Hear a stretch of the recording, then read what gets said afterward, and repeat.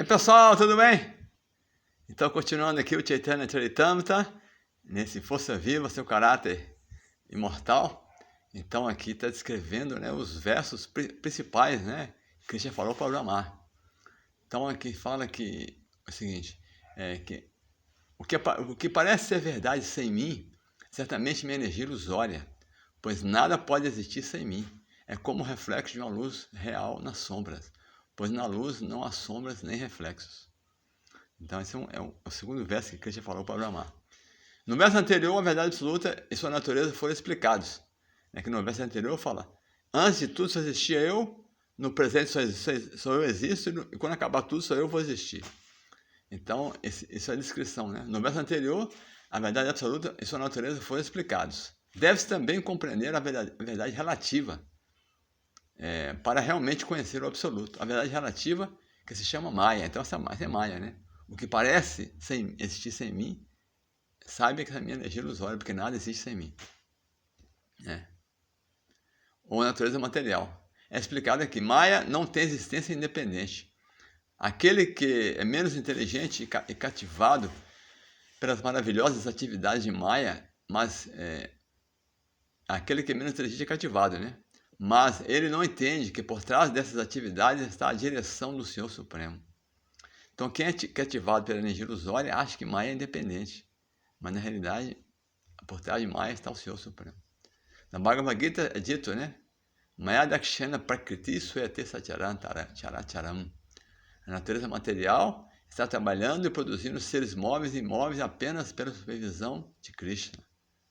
Krishna que supervisiona. Maya não tem existência separada. Parece que tem, mas não tem. Isso é um poder de Maya, ilusão. Né? A verdadeira natureza de Maya é a existência ilusória da manifestação material. Né? Então, a verdadeira natureza de Maya, sua existência ilusória, é claramente explicada no Bhagavatam. A verdade absoluta é substância e a verdade relativa depende de sua relação com o absoluto para a sua existência. Maya significa energia, portanto, a verdade relativa é explicada como sendo a energia da verdade absoluta. Como é difícil entender a distinção entre a verdade absoluta e as relativas, uma analogia pode ser feita para esclarecimento. Então, aqui, para fazer uma analogia, né, que a verdade absoluta é como o Sol. Que é apreciado em termos de duas verdades, né? Reflexão e escuridão. A escuridão é a ausência da luz do sol. E o reflexo é a projeção da luz do sol na escuridão. Nem a escuridão nem o reflexo têm existência independente. A escuridão vem quando a luz do sol é bloqueada. Por exemplo, se alguém fica na frente do sol, de costas as suas costas estarão na escuridão. Como a escuridão está na ausência do sol, ela é, portanto, relativa ao sol. Então, o mundo espiritual é comparado ao sol real, e o mundo material é comparado às regiões escuras onde o sol não é visível. Então, a sombra existe onde não tem luz. Quando a manifestação material aparece muito maravilhosa, isso se deve a um reflexo pervertido do Sol Supremo, a verdade absoluta. Então isso é Maya, né? Parece que dá tudo certo, né? O mundo espiritual é brilhante e iluminado, mas o mundo material está envolto em escuridão. No mundo material, a luz do Sol, do luar, diferentes tipos de luz artificial são necessários para dissipar a escuridão, especialmente à noite. Aquilo que é relativo, temporário e distante da verdade absoluta chama-se Maya, ou ignorância. Essa existência de duas maneiras, essa ilusão de duas maneiras, explicadas na Bhagavad Gita, né? Inferior e inerte. A matéria é inerte, e superior é a entidade viva. Né? Na verdade, a entidade viva não são iludidas, pois são parte da energia superior do Ser Supremo, e não precisam de ser cobertas por Maya, se assim o quiserem. As ações das entidades vivas no reino espiritual não são ilusórias, são as atividades reais e eternas das almas liberadas. Né? Isso que é a força viva, seu caráter imortal. Né? Quando nós estamos livres da influência de Maya, nós estamos atuando no nosso caráter original, né? Assim? Isso é a vida espiritual. Como os elementos materiais entram no corpo de todos os seres vivos e ainda permanecem fora de todos eles, eu existo dentro de toda a criação materiais e ainda não estou dentro delas. Então, nosso corpo é formado de elementos materiais. Eles têm no nosso corpo e tem fora. Então, Krishna também, ele entra na energia material, mas também ele está à parte também, pessoalmente à parte. Aqui é uma comparação, né? Que os elementos materiais grosseiros, terra, água, fogo, combinam com os elementos materiais sutis, mente, inteligência e ego para construir os corpos. No entanto, além desses corpos também, a energia material está fora também. Assim. Da mesma forma, o Ser Supremo, que é a causa original, a causa da energia material, vive tanto no mundo material como além dele. Sem sua presença no mundo material, o corpo cósmico não poderia se desenvolver. Assim como sem a presença do espírito dentro do corpo físico, o corpo não poderia se desenvolver.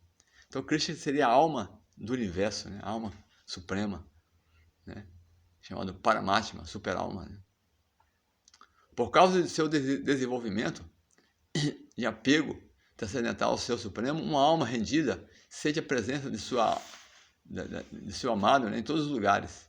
E todos os sentidos estão ocupados, e todos os seus sentidos estão ocupados em serviço amoroso ao Senhor. Então, uma pessoa, quando alcança a iluminação, ele ocupa todos os seus sentidos a serviço de Krishna, porque ele voltou à sua posição original, ele saiu da ilusão material.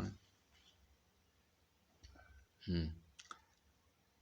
E o desenvolvimento da submissão é a causa da realização espiritual proporcional, pela qual se pode finalmente encontrar o Senhor Supremo, pessoalmente, como um homem encontra outro homem face a face.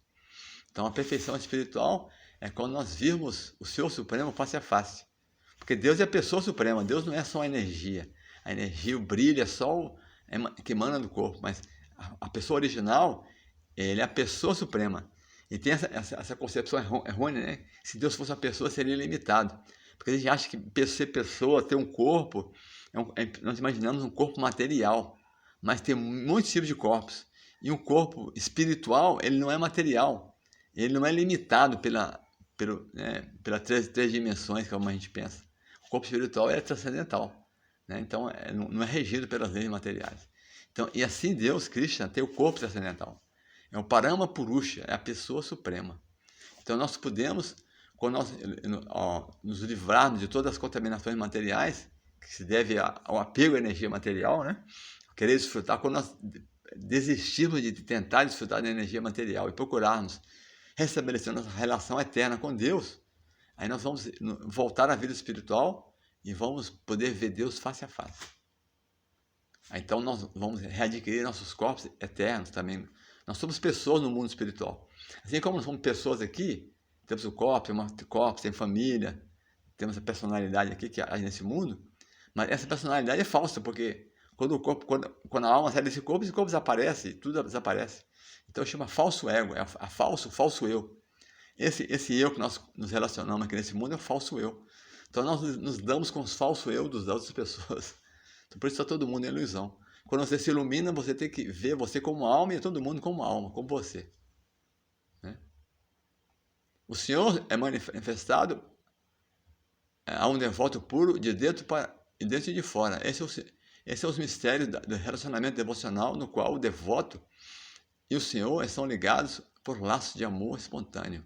Alcançar esse amor deve ser o objetivo da vida de todo ser vivo. Temos que desenvolver esse amor por Deus. Né? Uma pessoa interessada no conhecimento transcendental deve, portanto, sempre inquirir, direta e indiretamente, sobre ele, para conhecer a verdade que tudo permeia. Nós temos que estar interessado em Deus, né? Como é que é isso, né? Aqueles que levam a sério o conhecimento espiritual no mundo transcendental, que está além do mundo material, devem se aproximar de um mestre espiritual genuíno e aprender a ciência direta e indiretamente. Deve-se aprender tanto por meio de aproximar do destino desejado, quanto os obstáculos para o progresso. O mestre espiritual sabe regular os hábitos do discípulo neófito, portanto, o estudante sério tem que aprender com ele a ciência em todos os aspectos. Vamos continuar no próximo vídeo.